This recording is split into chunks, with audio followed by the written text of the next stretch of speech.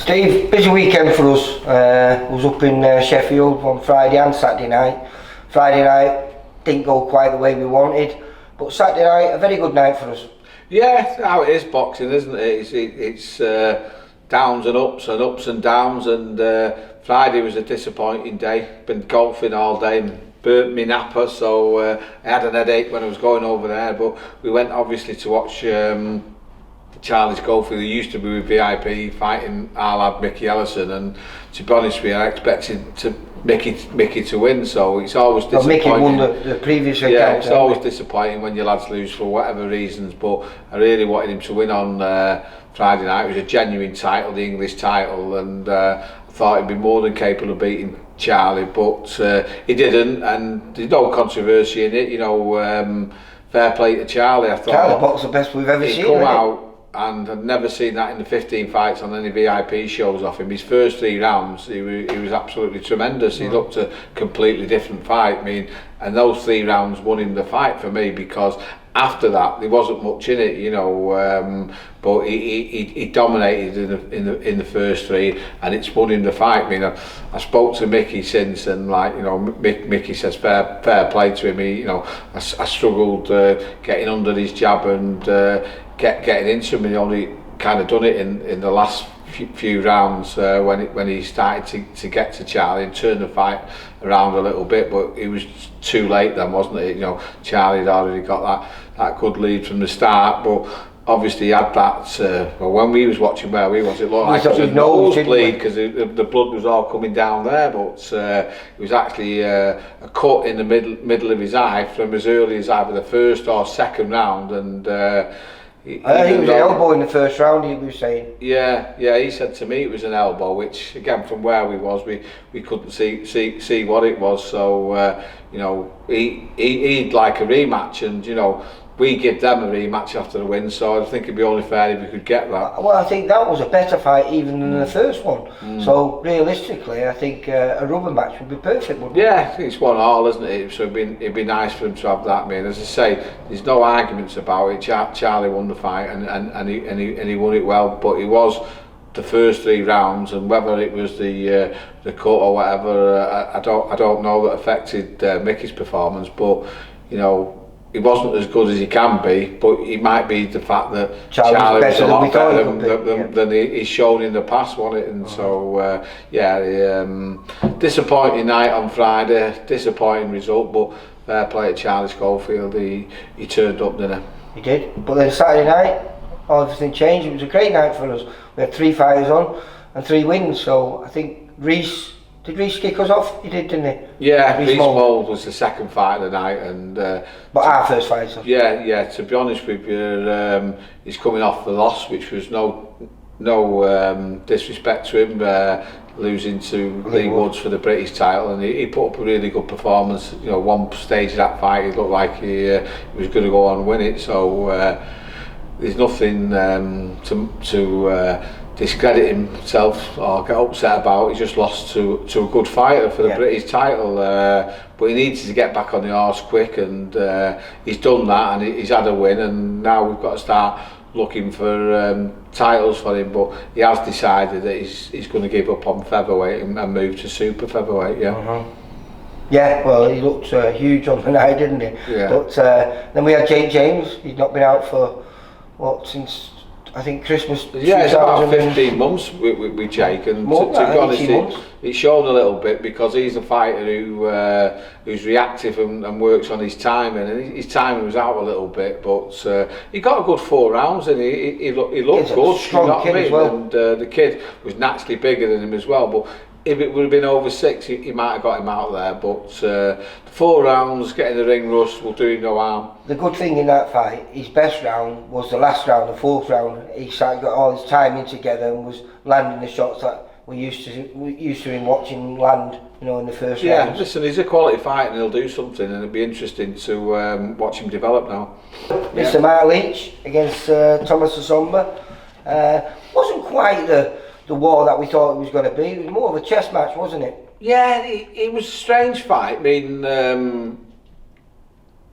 I didn't see it close, But there wasn't much in any of the rounds. I was just going with Mark because he seems to be picking the cleaner shots up. Exactly, yeah. But a lot of them were just single shots, wasn't they? I'd like to have seen him do a little bit more just to make it more convincing. But it was definitely a win. And some of his skills to watch were amazing. You know, how he just make him miss and then he make him pay. But he kind of could have done a little bit more. But from a Somber's point of view, we expect him to really put it on Mark, and he didn't do. I think it might have been because he missed a few times early doors and missed wildly, and widely as well. That he might have just took a little bit out of him committing, and like you say, he got into a bit of a chess match. So it was an intelligent fight, if not a super entertaining fight, but.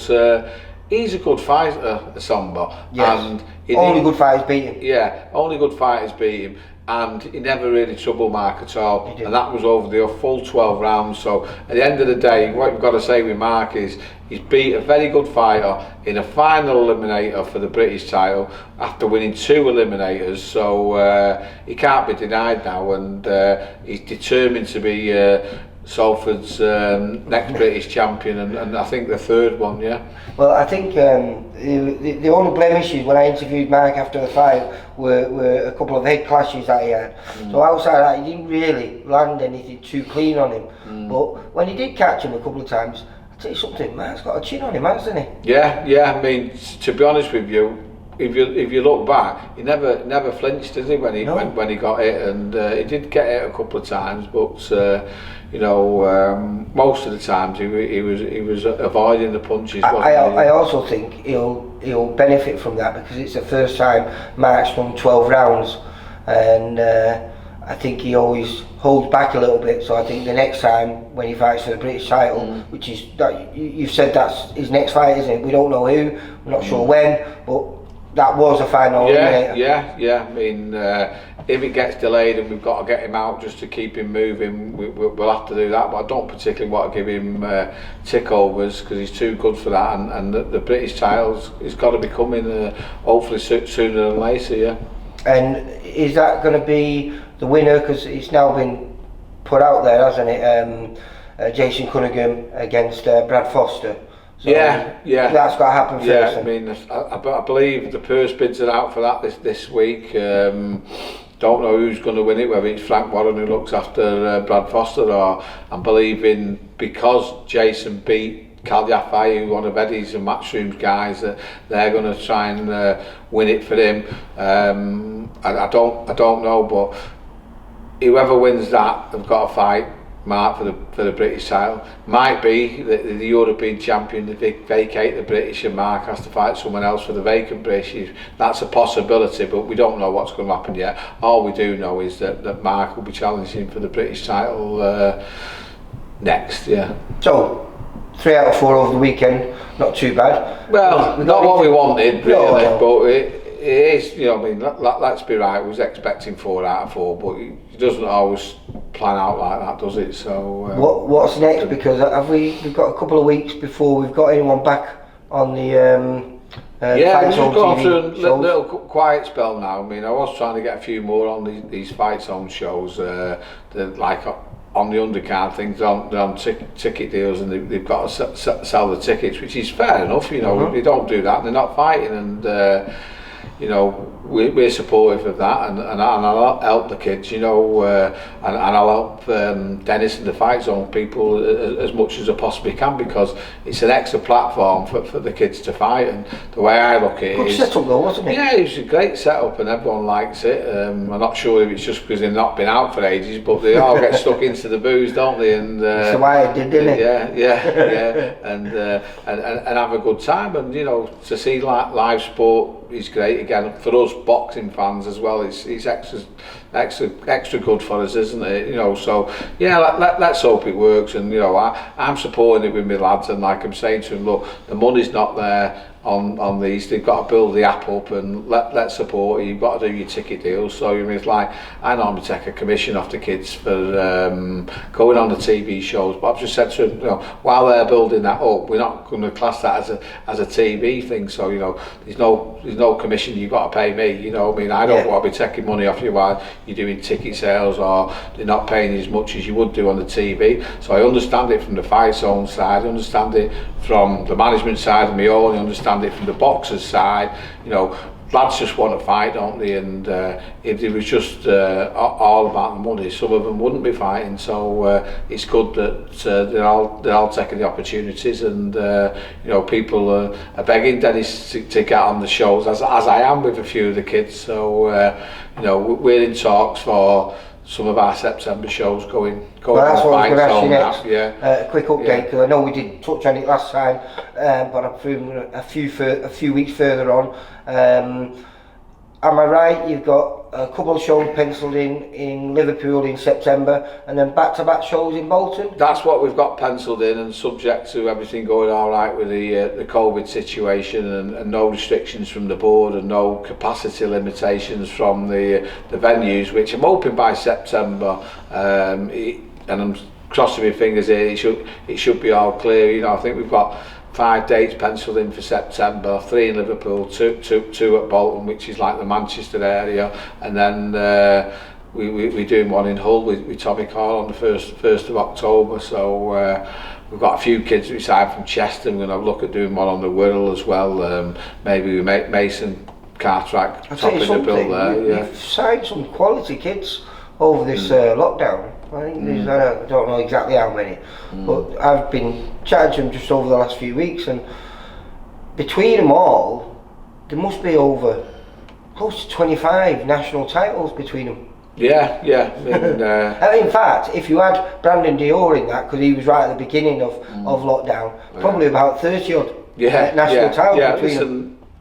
That I weren't really looking to sign people, and I've got an exit strategy which looks like it's going to be 10 years before I completely out. But over the next few years, I'd like to get people managing the kids that come to VIP, ex-boxers who know what they're doing, and ones that I've worked with over the years, so that they're trustworthy and honourable people and know what they're doing. So I wasn't looking for signing as many people as I've signed on, but with what's happening in the amateurs, a lot of good young kids are turning over, probably too early really to turn pro, but they're adamant that they want to do it. The trainers I've worked with in the past, and they want me to manage them, so he's just fell into the thing that he suited everybody to do it, and I'm genuinely excited that we've got some young talent. And with what happened the other day with Eddie's going to DAZN and Sky announcing that they're staying in boxing, there's another 20 TV shows where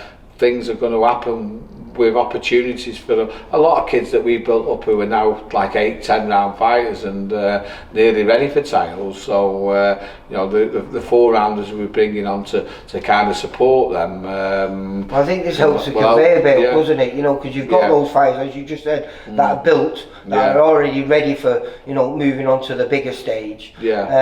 Now maybe in another 6 or 7 fights, or maybe this time next year or towards the end of next year, you would have built these kids, and I'm sure there's a good 10 of them that could get to British level without too much problem. Listen, if we all do our jobs right, and mainly it's the boxers who got jobs right, but if it's trainers and me as a manager, and you say the promoter till I'm a co-promoter when they get onto the big TV deals, I'm sure we'll have a rake of British champions out of the lads that are coming through. So it's quite exciting, and I'm looking forward to it. And I'm looking forward to working with Sky and DAZN, building the lads up. Nice one, mate. I'll say I'll catch up with you in a couple of weeks before Sonny's out. I think it's the 25th of June. 25th of June we'll be next over to Sheffield, mate. Yeah. Right, okay. Is that Friday as well? I think so. Yeah. Nice one, mate. Take care, Steve. Bye.